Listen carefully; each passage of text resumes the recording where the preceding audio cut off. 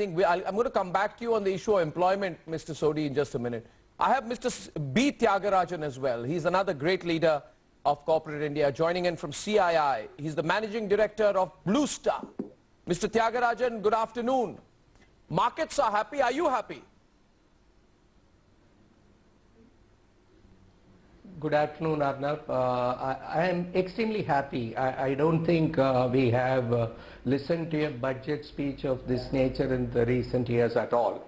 It is well balanced. It addresses every stakeholder of this country, whether it is farmers or MSMEs or large corporates or individuals or senior citizens. Yes.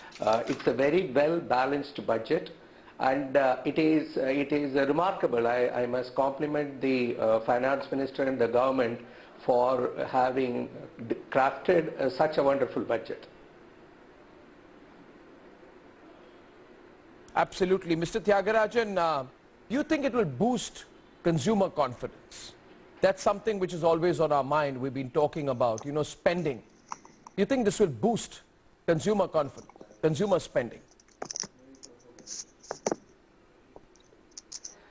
It is not only going to boost the consumer confidence, it is going to generate a lot of employment. It adequately addresses how to manage the healthcare sector.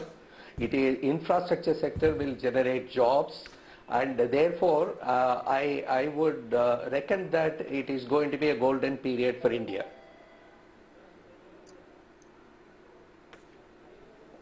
Absolutely it will. Mr. Sodhi is with us, B. Thiagarajan with us, and the CEO. I'll give one point later which Mr. Sodhi will agree with, but before that Mr. Thiagarajan wants to say something. Yes, sir. Yes, sir, Mr. Thiagarajan, I can hear you. Go on. I wanted to add three things actually. Number one is that I think India has arrived at the international stage. So we are taking certain bold steps. You look at increasing the FDI limit in insurance to 75%. We would have thought it is just not possible in this country. Such kind of a bold steps we are able to take.